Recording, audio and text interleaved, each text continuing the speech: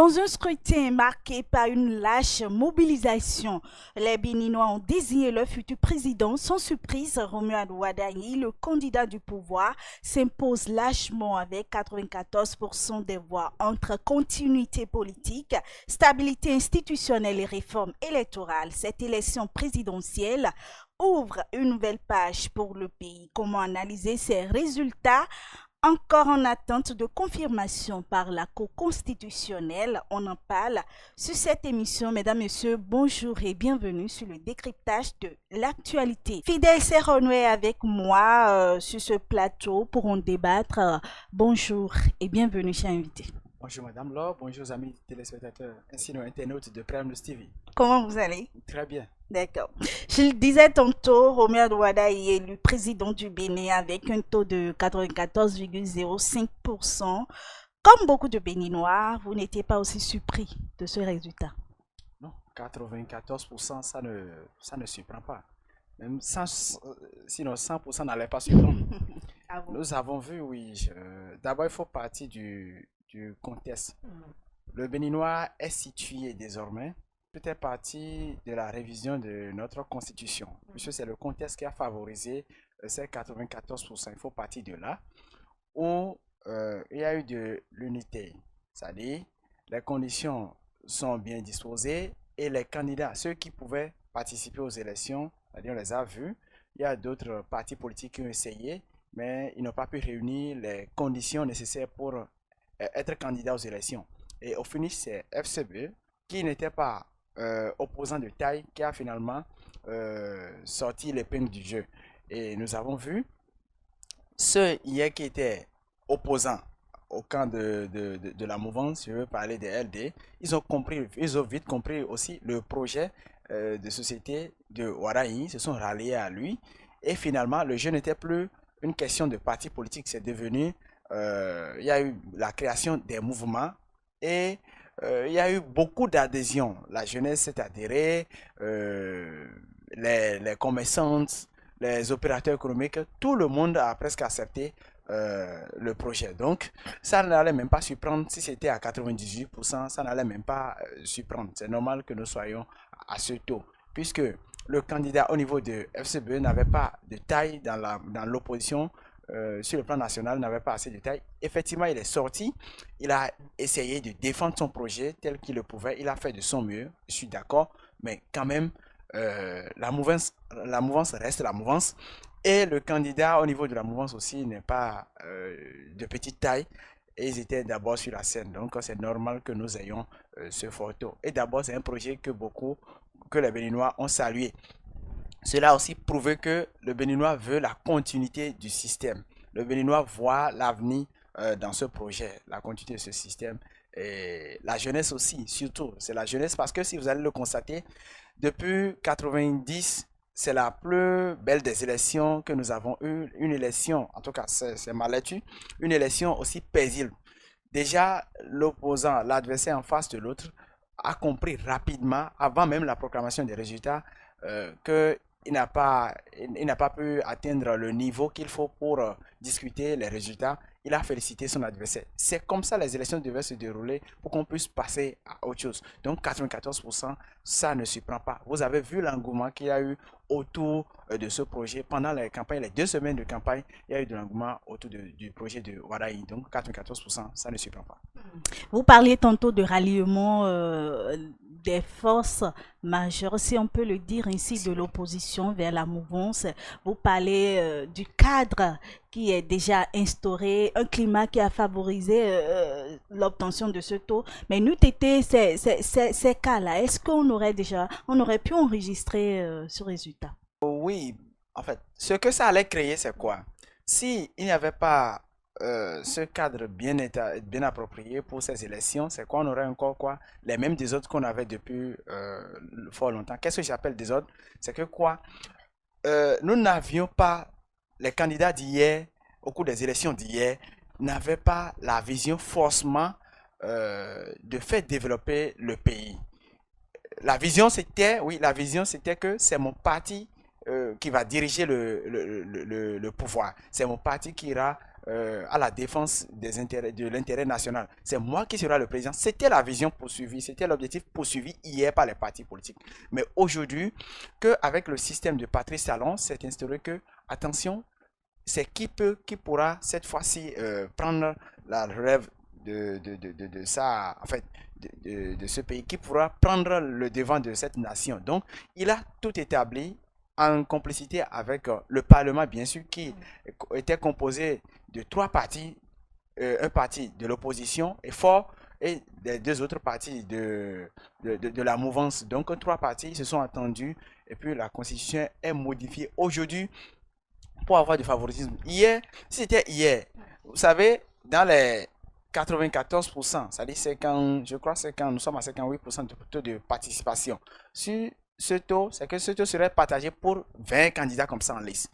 Et on serait en train d'organiser maintenant un second tour aux élections. Et ça va constituer des dépenses pour notre... en tout cas, ça va dépendre aussi de notre caisse. C'est nous qui allons dépenser. C'est dans la caisse nationale que cela... Et aujourd'hui, nous avons compris, et les candidats aussi sont compris entre eux. Celui qui a perdu a reconnu rapidement. Donc, je crois que le cadre aussi a favorisé cela.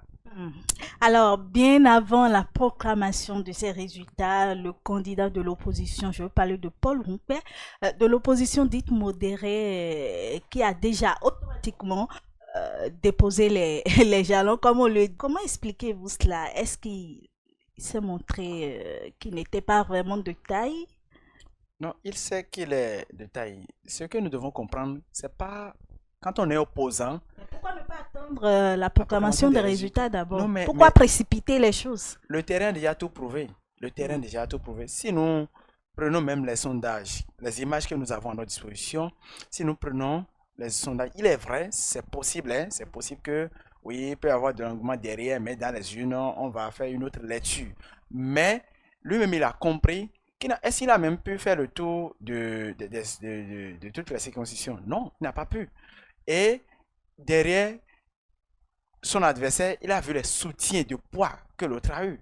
Quand on descend sur le terrain, je prends par exemple, il était dans le Koufo, il était à Diakotomé, à Plaoué. Est-ce que c'est le fait de parcourir les localités ou les circonscriptions électorales qui fait la chose, ou le message que vous portez vers la population? C'est le message que vous portez vers la population. Mais vous n'avez pas le sentiment qu'il a porté un bon message? Vous savez, les Béninois ne veulent plus aller en arrière. C'est ce que moi je comprends pas ces votes. Les Béninois ne veulent pas aller en arrière parce que, oui, lui, il portait un message qui n'était pas, je le dis, c'est ma lecture, je ne voyais pas sérieux, un message, oui, qui ne mettait pas le développement devant. Parce que pour lui, c'est de faire sortir les prisonniers, c'est de ramener les exilés politiques. Mais est-ce que c'est ça le développement? Il faut ça aussi. Mais il faut mettre le développement à côté. Pour lui, il ne voulait rien faire de nouveau, mais ramener tout ce que ce régime a fait de mal, c'est ça, lui, il est venu corriger. Mais qu'est-ce que tu veux faire de nouveau? On ne voit rien. Mais par contre, le candidat de la mouvance présentait ce qu'il va faire pour dépasser ce que le président Patrice Talon a fait. Donc, ça donne déjà une marge. La jeunesse s'est retrouvée dans le projet de Ouaddaï. Et ils ont voté pour Ouaddaï. Sinon, la marche, les cas même, c'est déjà trop. Lui, il se trouve à 5 quelque chose, l'autre se trouve à 94. Donc, il a déjà compris que ça ne vaut même pas la peine d'en discuter. Si c'était hier, ils étaient 4-5 candidats. Ils vont commencer par faire des recours, retarder le processus. Il a vite compris. Et je crois que c'est ce qu'il faut pour un pays vraiment qui veut se développer. Vite comprendre. Et pourquoi pas se rallier? Rien ne l'empêche de se rallier s'il veut vraiment le développement. Et dans son message, il a dit que le président Ouaddaï, je l'appelle comme ça déjà parce que lui-même, en tout cas, nous sommes convenus qu'il est parti déjà, que Ouaddaï a intérêt à exploiter aussi son projet de société pour corriger certaines choses. Donc, je crois que c'est un candidat, c'est un opposant modéré, c'est le genre d'opposant que nous voulons. On n'est pas opposant parce qu'on est contre quelqu'un. On n'est pas opposant parce qu'on est contre un parti politique. On est opposant pour corriger ce que le pouvoir en place est en train de faire. Pour apporter des propositions. Pour apporter des propositions, hein, pour éveiller la conscience des autres et tout. On n'est pas en guerre contre le pouvoir en place. Non, être en guerre, c'est différent d'être opposant. Alors, avant de revenir sur la réaction du candidat suite à la programmation des résultats provisoires par la Commission électorale nationale, autonome, Sénat. Ce taux enregistré, ce taux de participation enregistré pour cette présidentielle est dû à quoi selon vous? Est-ce que c'est réellement, ça reflète réellement que les populations Oui, ont donné leur ticket, voilà, à ce voilà, projet de oui, société? déjà, vous avez vu le taux de participation déjà, ça veut dire d'accord, que le Béninois est d'accord pour son projet. Il a dit à Et le score, 94%, ça veut dire qu'il y a de l'unanimité autour. Vous savez, on ne peut pas. Il est vrai que ce projet attrayant, c'est bon, c'est joli et tout, mais il y a aussi euh, l'unanimité. C'est-à-dire, hier, Eric Hounete, opposant à lui, aujourd'hui se sont ralliés. Comment on l'appelle? Imitokwe. Les Gimitokwe se sont ralliés. Gimitokwe qui a la jeunesse derrière lui, il faut l'avouer. Gimitokwe a une masse derrière lui qui n'est pas, c'est pas amusant. Donc, Gimitokwe s'est rallié. Et aujourd'hui, nous avons vu beaucoup d'opposants, même les Sojinu hier qui étaient opposants se sont ralliés. Donc, tous ceux-là ont apporté leur contribution et ça a aussi rassuré le Béninois. Même ceux qui ne sont pas en politique, qui ne sont pas intéressés par l'animation de la vie politique, disent que, attention, si déjà l'opposition en sa majorité s'est ralliée, cela voudra dire donc que la personne est porteur d'un bon projet pour l'avenir. Donc, tout cela aussi ont favorisé euh, ce taux, ce score. Donc, cela voudra dire, oui, cela voudra dire que le Béninois est d'accord. Donc, la responsabilité, cette fois-ci, est revenue au président Ouaddaï. Je continue toujours par l'appeler ainsi. Donc, de savoir que il a de capital politique. Lui, maintenant, c'est à lui revient la responsabilité parce que le peuple a confiance en lui. On lui a donné le OK. On peut parler même de consensus parce que ce taux, déjà, plus de 50%. Et les poids lourds de l'opposition sont d'accord. Et si vous allez le noter avec moi, lors des élections, vous avez, je ne sais pas si vous l'avez constaté avec moi, hein, Achade, l'honorable Achade est sorti pour voter. Et le maître Agbojo est sorti pour voter. Tout cela aussi a donné du ticket à la chose. Ça montre que au finish, ils sont d'accord. Après tout, ils sont d'accord. Ils sont allés voter, mais pas forcément pour la mouvance, parce qu'on ne sait Ou- pas sur non, quoi ils ont mis. pas forcément pour la mouvance. Si ils pouvaient boycotter, on n'allait rien discuter, là, ils pouvaient boycotter. Mais aller voter déjà, c'est un geste pour dire que nous sommes de bons citoyens, que nous sommes d'accord. C'est que parmi les deux projets, ils ont validé un. Alors, je reviens sur la réaction, je le disais, du candidat après ses résultats. Je cite, les tendances, j'y vois aussi la manifestation d'un consensus national dont je m'engage à tenir compte dans les fonctions qui seront les miennes dans quelques jours. Comment analysez-vous ce discours politique? Le président, en ces mots, est en train de rassurer le peuple. Ça veut dire qu'il est prêt, il ne veut pas trahir notre confiance que nous avons, en tout cas la confiance des Béninois qu'ils ont portée en lui. Il reconnaît sa responsabilité. Il sait cette fois-ci qu'il ne peut plus dormir.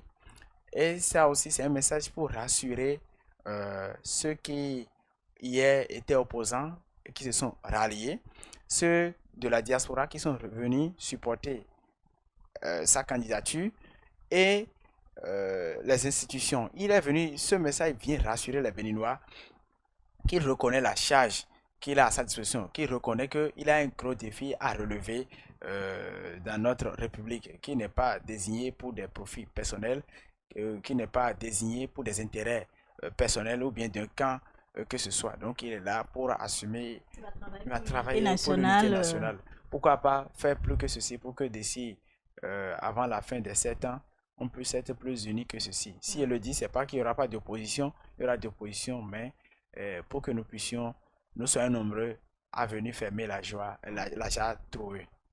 Alors, au cours de la présentation de son projet de société, le candidat l'a dit, même après la proclamation de ses résultats par la Sénat, il a aussi martelé. Comme on le dit, c'est autour de l'ancienne code qu'on tisse la nouvelle. Il a dit qu'il va se baser sur ce qui a déjà été fait pour pouvoir amener le Bénin plus loin que ce que le président Patrice Talon a fait. Selon vous, à quoi peut-on assister dans les 7 prochaines années, à un Wadahui ou à une autre forme déguisée en griffe du président Patrice Talon? Non, ce ne serait pas forcément Talon 2 ou bien Talon suite. Ce ne serait pas comme ça. Même dans la présentation, au cours de la présentation de son projet de société, il a dit qu'il est conscient de ce qu'ils ont travaillé, mais qu'ils n'ont pas tout fait, qu'il reste à faire. Et que tant qu'il reste à faire, c'est que rien n'est encore fait. Maintenant, moi, je préfère dire ils ont fait et que il va pas faire ce qui n'est pas encore fait et continuer davantage. C'est à ça qu'il faut s'attendre. C'est pas Wadayi qui viendra forcément, même si on désignait, c'est un exemple, même si on désignait, si c'était même la désignation du fils de Patrice Talon, il ne va pas forcément faire comme Talon textuellement. Il ne sera pas Talon suite. Lui aussi, il a ses projets particulière à apporter. Et il a été, on peut considérer pour Wadayi le régime de les 10 ans de Talon comme une école. Une école où l'élève peut devenir plus sage, plus intelligent que le maître. Donc, il a été à l'école de développement sous Talon. Cette fois-ci, il est conscient, il vient arranger les choses davantage. Que le développement que nous avons aujourd'hui connu, il faut le reconnaître, parce que même à l'international, quand vous suivez au niveau du Togo, de la Côte d'Ivoire, même en France et tout, quand vous suivez les plateaux avec nos confrères et les spécialistes des questions politiques de l'autre côté, ils saluent notre développement. Même s'il y a quelques touches au niveau de la liberté d'expression, des trucs en tout cas qui citent, que moi je ne vois pas avec eux pour l'instant, parce que nous avons la liberté de nous exprimer, tel que je le fais ici. Donc, à part ces quelques touches que les autres notent, ils saluent notre développement. Donc, s'il y a possibilité d'en faire plus, je crois que Wadayi va le faire. Et c'est à ça que nous allons assister. Si Wadayi faisait quelque chose de, en fait, moins que Patrice Talon, c'est qu'il n'a pas été à une bonne école, il n'a pas été un bon élève, il va faire plus que Patrice Talon. Il va faire plus que Patrice Talon. Ce n'est pas, je ne le dis pas pour semer de l'inquiétude dans le cœur de certaines personnes. C'est pas qu'il est là pour mettre les gens en prison, c'est pas qu'il est là pour priver la liberté d'expression, non. Ce qui était passé, sûrement c'était fait pour recadrer, pour nous mettre sur la raille de développement avant peut-être de modérer les choses. On va aussi, pour rectifier tout ce le président Patrice Talon ne mettait pas les gens en prison inutilement. C'est parce que certainement les gens ont eu à commettre des délits. Le président était rigoureux. Il n'était pas, il respectait juste les tests. Les tests de la République. Donc il n'était pas là pour, disons, il ne créait pas de nouveaux tests pour mettre quelqu'un de particulier en prison. Il n'est pas flexible face à certaines choses. Il est rigoureux, il est un homme, il faut reconnaître, il est un entrepreneur, il est un opérateur économique. Donc, il a cette qualité de rigueur, de non négociable à la tête. Et c'est ça qu'il faut pour le Béninois à un moment donné. Je crois que déjà, nous sommes... le Béninois est redressé, le Béninois ne dort plus, le Béninois est debout, le Béninois sait ce qu'il faut faire.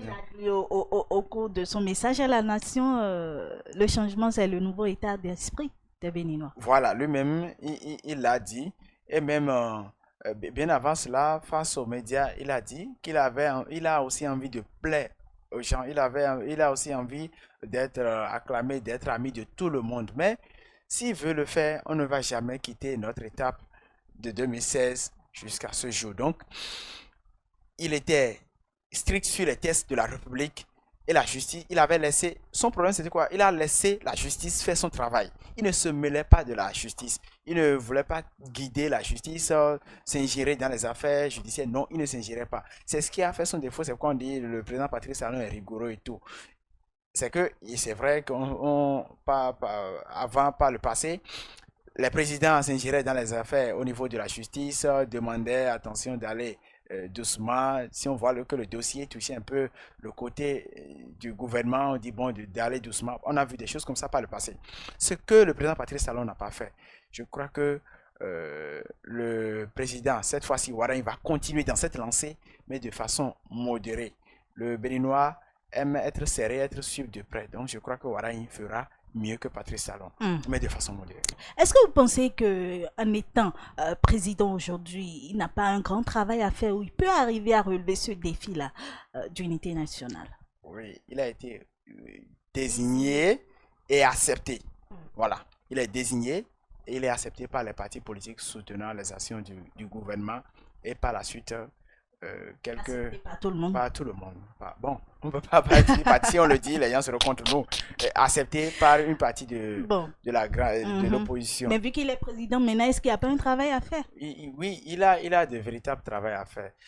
Cette fois-ci, je crois, il a l'obligation de régler les problèmes Hmm. qu'il y avait hier, c'est-à-dire au niveau des partis politiques, parce qu'aujourd'hui, on voit que l'opposition, en sa grande partie, s'est ralliée à la mouvance. Je fais allusion à LD, la majorité de LD aujourd'hui se sont ralliés à la mouvance et comment on l'appelle, même si on voit le parti, le libéral de Richard euh, Boni Ouro, c'est Richard bien ça, non? Boni Oro qui Ouais. salue aujourd'hui. Déjà, le Béninois s'est déjà corrigé. Donc, le véritable travail que Waranya a fait aujourd'hui, je crois, c'est de voir dans quelle mesure appeler tous ceux-là pour échanger avec eux. Et chacun fera à son niveau des propositions. Il peut le faire, il peut le faire. Déjà, quand vous l'écoutez lors des campagnes, il donnait une assurance. C'est lui qui, malgré étant... Vous êtes d'accord avec moi qu'une chose est de tenir des discours politiques hein, sur scène, mais lorsqu'on est dans la peau et lorsqu'on est dans la fonction Sur la elle-même, fonction, les réalités sont tout autres. sont tout autres. Oui, mais celui qui parle, il n'est pas un nouveau, et ce n'est pas un nouveau système qu'il veut conduire. Il a fait avec le système qui est là pendant 10 ans. Il a occupé, il est ministre d'État, il a occupé une position qui lui permet de tout voir, de tout comprendre aux côtés du chef de l'État. Et s'il le dit, c'est parce qu'il est sûr. Et si vous avez fait je ne sais pas si vous avez fait le même constat avec moi, il a appelé même des opposants au régime de Patrice Talon qui sont hors de ce pays. Il a fait des appels, c'est ce que j'aurais appris. Il a appelé des gens pour dire, venez, nous allons travailler ensemble. Venez, nous allons travailler. Et c'est le message qu'il a passé partout. Donc ça veut dire que pour lui, ce n'est plus de lutte de partis politiques, des guerres partisanes. Non, lui n'est plus dans ça. Lui, il est là pour le développement. Et je crois qu'il n'est d'aucun parti politique d'ailleurs pour faire des guerres partisanes. Donc, on peut, à partir de là même, être sûr qu'il va faire le job de l'unité. Parce que sans l'unité, il ne peut pas piloter son projet qu'il nous a présenté. Donc, il a l'obligation, parlant du développement agricole, ces trucs. Donc, il ne peut pas agit dans tous les secteurs de développement. Donc, il faudrait forcément que d'autres apportent leur touche. Il ne peut pas maîtriser tous les secteurs. Donc, il faudrait que d'autres apportent aussi leur touche à la chose pour que ça puisse aller. Donc, il peut le faire. Il est encore très jeune et il incarne la jeunesse à la tête de ce pays. Donc, ce que nos aïeux, nos parents ont fait hier comme erreur, nous sommes là pour corriger. Donc, incarnant la jeunesse, il a donc l'obligation, et je vois même en lui la volonté de pouvoir unir le peuple béninois à travers ses discours partout où il a pris part dans notre pays. Alors, quels sont selon vous les défis les plus prioritaires qu'il aura à relever pour ce septennat? Le premier défi, c'est de régler les tensions qu'il y a au niveau de notre vie politique, les tensions qu'il y a. On peut lui permettre d'aller plus loin, c'est-à-dire euh, voir les problèmes au niveau de l'opposition d'hier, sinon de l'opposition, si on me permet de le dire, de l'opposition et de la mouvance, et appeler les fils et filles de ce pays qui sont hors, qui constituent des atouts nécessaires, qui ont des talents, qui ont du potentiel pour contribuer au développement de ce pays. Les appeler, les unis, et déjà voir au niveau des institutions, veiller à la séparation rigoureuse des institutions. Ça aussi, c'est quelque chose. Les institutions sont séparées, certes, mais il va encore jeter un autre regard. Et maintenant, pourquoi pas penser au niveau à l'éducation et le développement, penser à son projet de l'agriculture qu'il a dit, parce que ça fait partie des secteurs qui peuvent permettre le véritable développement de notre nation. Penser à ça. Et pourquoi pas se rapprocher cette fois-ci. Voilà ce que le Béninois, les gens déplorent surtout. Le Béninois aime voir celui qui les dirige auprès d'eux. C'est-à-dire se rapprocher plus des Béninois partout sur le territoire national, demander leurs besoins. Pourquoi pas des assises, 2 assises par an pour savoir effectivement, on ne veut plus de politique d'intérêt, on ne veut plus de politique d'hier. On veut vraiment que le président se rapproche du peuple pour savoir son besoin, pour savoir ce qu'il peut apporter, pour savoir ce qu'il faut corriger, ce qu'il faut clarifier. Pourquoi pas des redditions de comptes annuels et recommander vraiment à nos législateurs qui sont à l'Assemblée nationale de se rapprocher du peuple pour savoir ce qu'il y a comme problème. Donc je crois que ce sont ces problèmes-là, en fait. C'est sur ces trucs-là qu'il doit se pencher d'abord. D'abord à l'unité, après les fils et filles de ce pays, du Bénin qui sont à l'extérieur pour revenir. Ensemble, nous allons penser au développement et voir comment gérer les problèmes qui sont au niveau de la justice. Je ne suis pas en train de supporter ceux qui ont enfreint les tests de notre République, mais quand même voir dans quelle mesure gérer les problèmes qu'il y a là et donner des avertissements pour qu'ensemble nous puissions l'accompagner à construire le pays dans les 7 ans en beauté, en joie et en paix. Une dernière question pour vous, chers invités. Alors, avec la nouvelle réforme constitutionnelle, nous avons désormais le Sénat qui est là, considéré comme une chambre de sages, une cour de sages qui aura peut-être, qui a pour mission de contribuer avec leurs différentes expériences à l'apaisement du climat politique, de par leur expérience également au développement du pays. Est-ce qu'avec ce Sénat, cette cour-là aujourd'hui, vous avez l'impression ou le sentiment que le président peut réellement jouer son rôle? Le chef de l'État, bien sûr.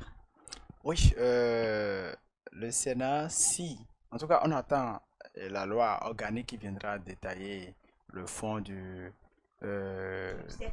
cette cour, oui, qui viendra fonctionner. Mais en attendant, je crois que le président sera libre de jouer son rôle parce que là-bas, au niveau du Sénat, il y aura des sages qui vont réguler, qui vont gérer les tensions entre l'Assemblée et le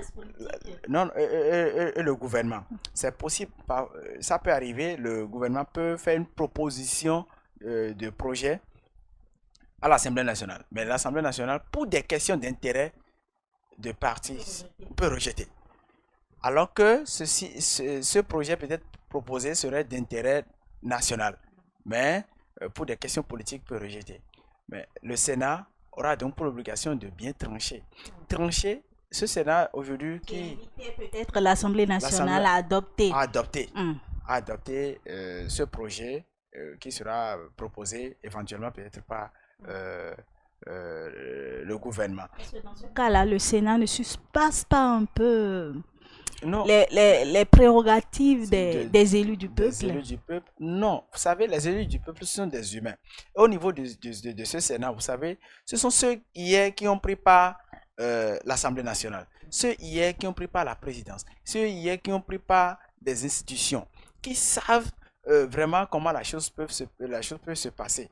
Mais il y a aussi quelque part où si l'Assemblée nationale peut rejeter la première proposition du Sénat, par exemple, par rapport à un projet de loi ou bien à une décision, peut rejeter et repartir, relire et réexpliquer les raisons de son rejet. C'est pas si on se comprend.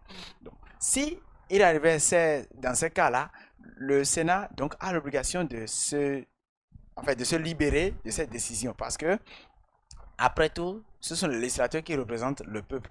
Donc, le président, effectivement, beaucoup de Béninois sont inquiets par rapport à ça pour dire, bon, est-ce que le pouvoir du Sénat ne va pas dépasser celui du régime, en fait, du gouvernement et des législateurs?